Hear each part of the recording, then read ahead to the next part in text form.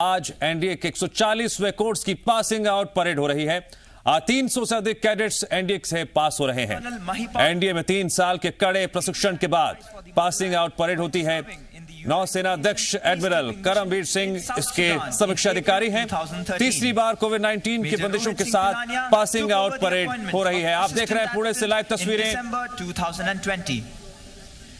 Corona महामारी के बीच तीसरी बार एनडीए पासिंग आउट परेड का आयोजन हो रहा है। from 1st Battalion of the 1st Gurkha Rifles. He has been awarded Chief of Army Staff Commendation Card in the year 2014 and Commander-in-Chief Citation in the year 2021. The Drill Subedar Major served as an instructor in Indian Military Academy from 2005 to 2008 and National Defence Academy from 2011 to 2015. As regard of the lineup of the contingents on parade, on the extreme left, we have the appointments contingent, followed by 3 junior, 6 senior, 3 junior contingents, and at the end, we have another appointments contingent. In the center of the parade stands the Nishan Toli, proudly carrying the President's color. At the end, we have the Academy Cadet Adjutant, Vivek Kumar. Ladies and gentlemen, we are now awaiting the arrival of Rear Admiral Sanjay Vatsayan, Ati Vishisht Seva Medal, Nausena Medal, Deputy Commandant and Chief Instructor, National Defence Academy. Rear Admiral Sanjay Vatsayan took over as Deputy Commandant and Chief Instructor, National Defence Academy on 1st of March 2021. Prior to this appointment, he was the Flag Officer commanding Eastern Fleet at Visakhapatnam. He is an alumnus of the 71st Course Lima Squadron of the National Defence Academy, Defence Services Staff College Wellington, Naval War College Mumbai and the National Defence College New Delhi.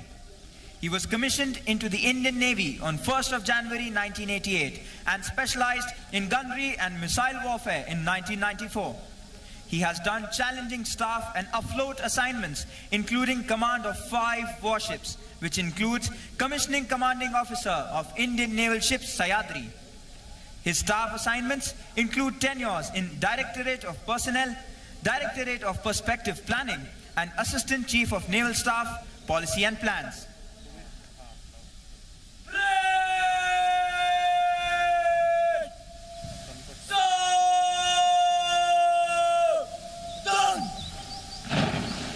Ladies and gentlemen, Rear Admiral Sanjay Vatsayan, Ati Vishisht Seva Medal, Nausena Medal, Deputy Commandant and Chief Instructor, National Defence Academy.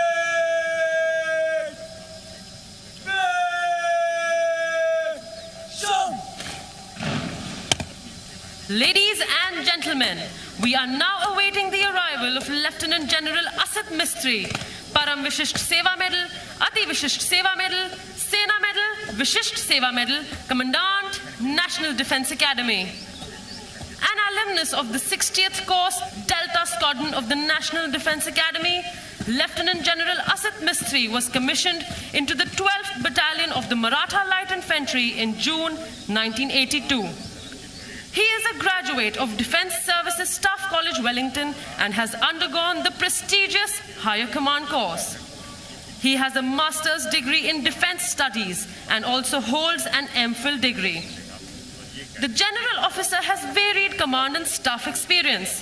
He has commanded an infantry battalion in Siachen Glacier, a mountain brigade in Upper Assam, and a counter-insurgency force in North Kashmir.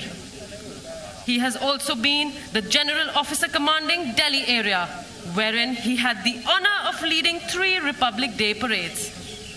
He has also been a team commander in National Security Guards, the elite counter-terrorist force of India. General Asad Mistry has a rich experience of United Nations peacekeeping. He has been a United Nations military observer in Liberia in 1996 to 1997 and the Deputy Force Commander in South Sudan from December 2011 to March 2014 in an extremely hostile and challenging environment. He is presently the colonel of the regiment of the Maratha Light Infantry, one of the oldest infantry regiments of the Indian Army. General Mistry has been the commandant, National Defence Academy. तो आप देख रहे थे NDA के शूरवीरों को। अब बात कर लेते हैं मध्य प्रदेश में कोरोना की क्या है ताजा स्थिति आंकड़ों के लिहाज से। मध्य प्रदेश में कोरोना के नए केसेस में तेजी से कमी आ रही है। 24 घंटे में 1854 नए मरीज सामने आए हैं। इंदौर में 526, भोपाल में 389, जबलपुर में 103 नए केसेस मिले हैं, जबकि शाजापुर, हरदा और बुरहानपुर में सिर्फ एक मरीज मिला है। और आगर मालवा में तो 24 घंटे में कोरोना का एक भी केस सामने नहीं आया। प्रदेश में पॉजिटिविटी रेट घटकर 2.5% तक आ चुका है। 24 घंटे में 5,796 मरीज ठीक हुए, 63 मरीजों की मौत हुई। अभी प्रदेश में 34,322 एक्टिव केसेस हैं।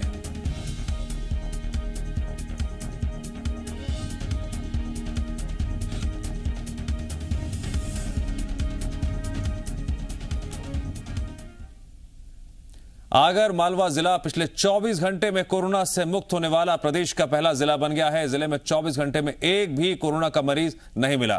सीएम शिवराज सिंह ने ट्वीट कर इसकी जानकारी दी, साथ ही जिले की जनता और प्रशासन को बधाई भी दी। कलेक्टर के मुताबिक जिले को कोरोना से राहत दिलाने में प्रशासन की ओर से चलाया गया स्क्रीनिंग अभियान कारगर साबित हुआ। इसमें जनता का भी भरपूर सहयोग रहा। जिले वासियों ने कोरोना कर्फ्यू का सख्ती से पालन किया। इस दौरान जो लोग कोरोना कर्फ्यू का पालन नहीं कर रहे थे, उन पर प्रशासन ने सख्ती से अभियान भी चलाया। जिले में पिछले करीब एक सप्ताह से अधिक समय से पॉजिटिविटी रेट काफी कम हो चुका है। आगर जिले में अब तक कुल 3,258 कोरोना संक्रमित मरीज मिले। इनमें से 68 लोगों की संक्रमण से मौत हुई। जिला जेल आगर में 127 करीब कैदी है और हमें इनका वैक्सीनेशन करना था कोविड का। हमें शंका थी कहीं आपस में की बीमारियां ना फैल जाए, इसलिए हम स्वास्थ्य विभाग की टीम के साथ में मैं यहाँ पर उपस्थित हुआ हूँ और सभी को कोरोना का एक प्रथम डोज लगाया गया है। मालवा में 127 बंदी आज बंद है, उसमें से 45 साल से अधिक उम्र वाले 14 बंदियों को कोरोना का टीका 1.5 महीने पहले लग चुका है और शेष 12 बंदियों को कोरोना हुआ था, इसलिए उनको 3 महीने बाद टीका लगेगा। अब आज 102 बंदियों को टीका लगना है जिनकी उम्र 45 साल से कम है। सीएम शिवराज सिंह चौहान अचानक भोपाल के भेल स्थित कोविड कमांड सेंटर पहुंचे, जहां उन्होंने अधिकारियों से कोरोना के हालातों पर चर्चा की। इस दौरान भोपाल के सभी एसडीएम भी मौजूद रहे, जिनसे उनके क्षेत्रों को लेकर चर्चा की गई। सीएम ने होम आइसोलेशन में रह रहे मरीजों से भी फोन पर बातचीत कर उनका हालचाल जाना। 2 तस्वीरें आप देख रहे हैं। पहली तस्वीर में आप देख रहे हैं कि अधिकारियों से जानकारी ली जा रही है। भेल कोविड सेंटर की 2 तस्वीरें इस वक्त आपकी टीवी स्क्रीन पर। एक तरफ अधिकारियों के साथ बैठक कर हालातों को लेकर चर्चा की गई। दूसरी तस्वीर में होम आइसोलेटेड जो मरीज हैं उनको मुख्यमंत्री शिवराज सिंह चौहान ने बाकायदा फोन किया, उनका हालचाल भी जाना।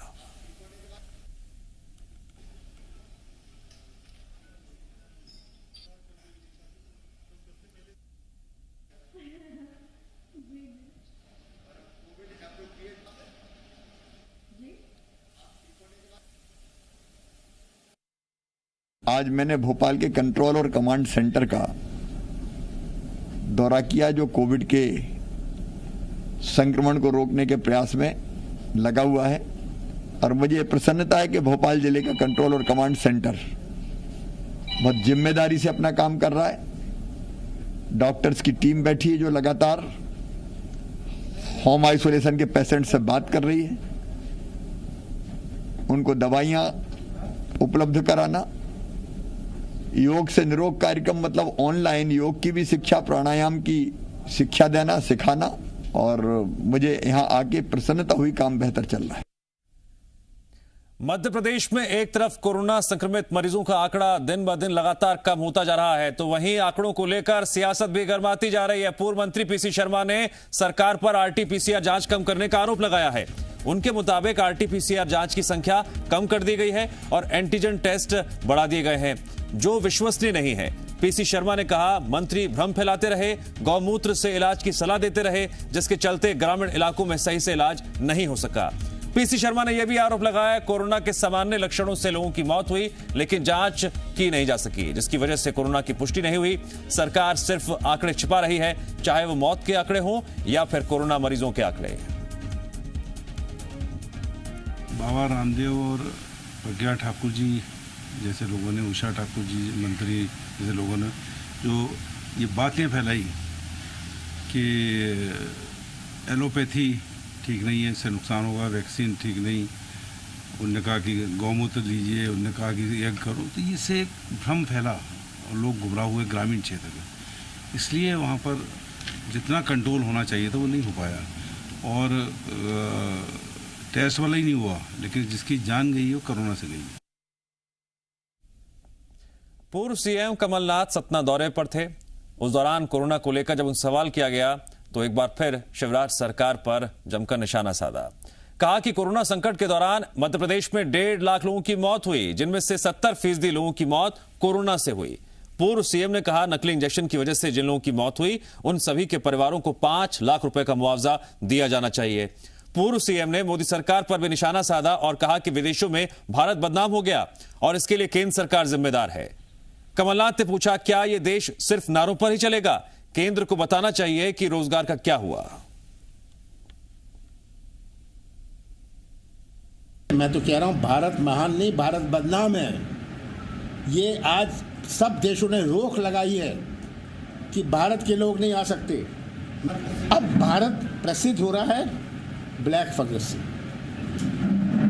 आज मैंने अखबार में पढ़ा, एक वाइट फंगस भी निकल आया है। कोई देश ब्लैक फंगस की बात नहीं कर रहे। अपना देश भारत ब्लैक फंगस की बात कर रहा है। मैंने पिछले हफ्ते कहा था कि 1,27,000 लोगों की लाशें कब्रिस्तान और शमशान घाट पहुंची है। आज मैं कहता हूं, जो और जानकारी मिली है कि 1.5 लाख लाशें मध्य प्रदेश में शमशान घाट और कब्रिस्तान पहुंची है। मैं मानता हूं कि इसका 70-80% कोविड के कारण है। कमलनाथ ने सवाल पूछते हुए जिस तरह से निशाना साधा, जवाब सीएम शिवराज सिंह चौहान की तरफ से भी आया। उन्होंने कहा कि कांग्रेस अध्यक्ष सोनिया गांधी से कमलनाथ को कांग्रेस से बाहर करने की मांग की। सीएम शिवराज ने कहा कि सोनिया अपना मौन तोड़े और ये बताएं क्या वो कमलनाथ के बयान से सहमत हैं। सीएम ने कमलनाथ पर वार करते हुए कहा कि वो अपना मानसिक संतुलन खो बैठे हैं। उन्होंने जिस धरती पर जन्म लिया उसी को बदनाम बोल रहे हैं। शिवराज ने सवाल पूछा, अपने देश को बदनाम बताना देश के साथ गद्दारी नहीं है क्या? सीएम ने कहा, हम कोरोना रोकने में लगे हुए हैं और कांग्रेस प्रदेश अध्यक्ष बेशर्मी दिखाने में लगे हैं। सीएम ने कहा, कमलनाथ भारत के नागरिक कहलाने लायक नहीं है।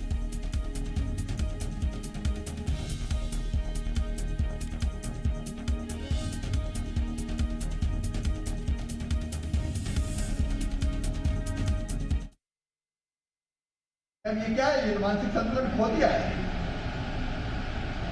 या संतुलन नहीं खोया तो इतना विकृत दृष्टिकोण है, इतने विकृत विचार है। ऐसा कांग्रेस का अध्यक्ष भारत का नागरिक कहलाने का हकदार नहीं है। मैडम सोनिया गांधी, मौन तोड़ना पड़ेगा। आप साफ करो, या तो कमलनाथ गलत है, पार्टी के बाहर करो, या फिर ये कह दो कि मैं कमलनाथ के बयान से सहमत। सोनिया गांधी जवाब दे। क्या श्रीमती सोनिया गांधी जी आप कमलनाथ के बयान से सहमत हो? आपके मध्य प्रदेश का अध्यक्ष कह रहा है तो भारत बदनाम है। कांग्रेस को लज्जा और शर्म नहीं आती? क्या ये कांग्रेस का सोच है? क्या स्वर्गीय पंडित जवाहरलाल नेहरू और स्वर्गीय इंदिरा जी वो ऐसी कांग्रेस चाहती थी? यही शिक्षा दी गई। कमलनाथ के बदनाम वाले बयान पर बीजेपी प्रदेश अध्यक्ष वीडी शर्मा ने भी पलटवार किया। कहा कि कमलनाथ मानसिक दिवालिया घोषित हो चुके हैं और देश की छवि को बदनाम करने के लिए ऐसे बयान दे रहे हैं। वीडी शर्मा ने तंज कसते हुए कमलनाथ से पूछा वो बताएं क्या इटली के इशारे पर ऐसे बयान दे रहे हैं।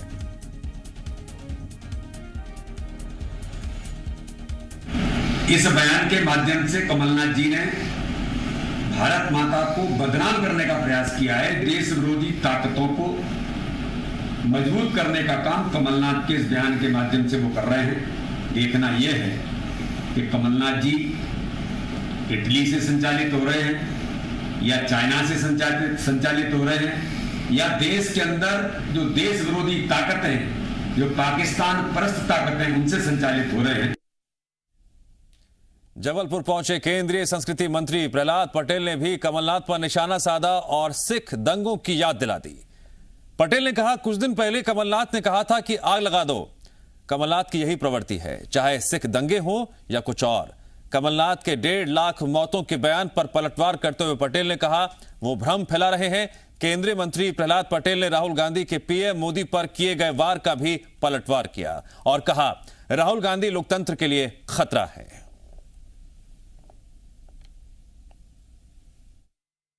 जो मोदी जी के नेतृत्व में हुआ है, मैं उनके मंत्री होने के नाते नहीं, एक आम नागरिक के नाते भी जिम्मेदारी के साथ ये बात कह सकता हूँ कि जितना इस कालखंड में भारत ने किया है, ये कोई वर्तमान में भले अपने राजनीतिक ईर्ष्या के कारण उसको ना माने, लेकिन उसे स्वीकार करना पड़ेगा कि इतनी बड़ी आबादी, इतने कम संसाधनों के बीच में जिस प्रकार से कोरोना को से निपटने का काम भारत की सरकार ने किया है और साथ में इसी बीच में जिस प्रकार से स्वास्थ्य सुविधाओं को बढ़ाया है। केंद्रीय मंत्री प्रहलाद पटेल ने दिल्ली के मुख्यमंत्री अरविंद केजरीवाल पर भी तीखा हमला बोला। सीएम केजरीवाल पर भारतीय झंडा संहिता का उल्लंघन करने का आरोप लगाया। उन्होंने कहा मैंने एक पत्र सीएम केजरीवाल के साथ ही दिल्ली के उपराज्यपाल को भी पत्र की कॉपी भेजी है और उम्मीद जताई है कि भविष्य में राष्ट्रीय ध्वज का अपमान दोबारा नहीं होगा। उन्होंने कहा कि जब भी सीएम केजरीवाल संबोधन कार्यक्रम में शरीक होते हैं उस दौरान राष्ट्रीय ध्वज के सफेद पट्टी और हरी पट्टी में काफी अंतर दिखाई देता है।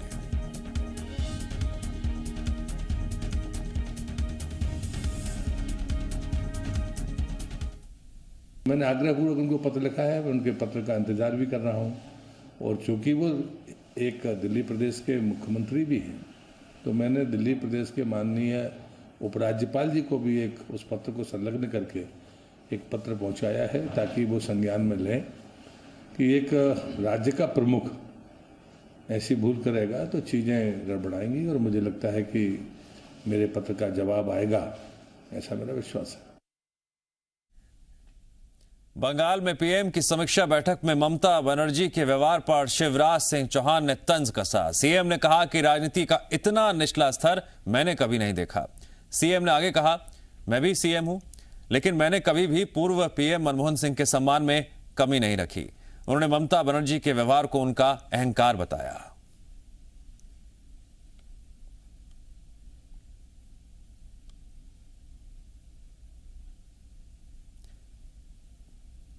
मोदी जी भारत के प्रधानमंत्री हैं, उनके पीछे देश चलता है। तो वो अगर पश्चिम बंगाल गए थे तो वहां जनता के कल्याण के लिए गए थे, तूफान पीड़ित भाई और बहनों का हालचाल जानने गए थे। उस समय किसी मुख्यमंत्री का ऐसा बर्ताव करना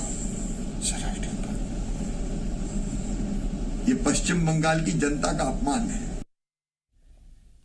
मध्य प्रदेश में कोरोना काल में यूजी और पीजी की परीक्षाएं ओपन बुक पैटर्न पर होंगी। इसका ऐलान बैतूल पहुंचे उच्च शिक्षा मंत्री मोहन यादव ने किया। उन्होंने कहा कि विभाग को सभी तैयारियां जल्द पूरी करने के निर्देश दिए गए हैं। यूजी और पीजी के छात्रों को परीक्षा सेंटर पर जाकर पेपर नहीं देना पड़ेगा। जिस तरह पिछले साल परीक्षा ली गई थी उसी तरीके से इस बार भी छात्रों को ऑनलाइन प्रश्न पत्र दिए जाएंगे। छात्र अपने घर पर ही आंसर शीट पर जवाब लिखकर करीबी सेंटर पर जमा कराएंगे। इसको लेकर जल्द तारीखों की घोषणा भी होगी। उच्च शिक्षा मंत्री ने बताया कि यूजी के विज्ञान विषय के छात्रों को फर्स्ट एड की जानकारी देने का प्रयास किया जा रहा है, जिसमें छात्र स्लाइन और इंजेक्शन लगाना और अन्य सामान्य चिकित्सा जानकारी ले सकें, जैसे कि पैरामेडिकल कोर्स के छात्र करते हैं। साथ ही उन्होंने कहा प्रयास किए जा रहे हैं कि बैतूल के महाविद्यालय अटल बिहारी वाजपेयी या फिर भोज विश्वविद्यालय से जुड़ जाए। जून जुलाई में हमारी पीजी की स्नातक की और स्नातकोत्तर की जो परीक्षाएं हैं, खास करके कॉलेज लेवल की जो हम ओपन बुक से कराने वाले हैं, मैंने कलेक्टर और एसपी से भी बोला है, लीड कॉलेज के प्रिंसिपल से कि जो नज़दीक के कलेक्शन सेंटर होंगे जहाँ से काफ़ियाँ कलेक्ट होगी, उन आंसर बुक को कलेक्ट करने के लिए भीड़ न पड़े, एकत्र करने के स्थान अलग अलग हो जाए, बच्चे पर्याप्त रूप से दे दें, क्योंकि हमारे एग्ज़ाम जो ओपन बुक परीक्षा होगी उसमें बच्चे घर से जो ओपन बुक की तरीके से परीक्षा लास्ट ईयर कराई थी उस प्रकार से हम पूरी यूजी पीजी की परीक्षा कराने वाले हैं। हमारे बच्चों को कम से कम फर्स्ट एड का भी जानकारी होना चाहिए। मैं भी सहमत हूँ इस तरह से कि आने वाले समय में हम अपने कॉलेज को इस ढंग से आगे बढ़ाएंगे कि ये छोटी मोटी जो जानकारियाँ हैं, जाँच लेबोरेटरी है, और ख़ास करके ये जो स्लाइन चढ़ाना, इंजेक्शन लगाना, ये हमारे बच्चों को साइंस के बच्चों खास करके डिसेक्शन वगैरह तो सिखाते हैं, लेकिन दुर्भाग्य से ये छोटी छोटी चीज़ छूट जाती है, लेकिन पैरामेडिकल कोर्स में कवर करते हैं। उम्मीद करते हैं आने वाले समय में इसका कोई रास्ता निकालेंगे, और जो न्यूनतम ग्रेजुएशन के बच्चे हैं उनको ये सारी चीज़ों की जानकारी होना चाहिए।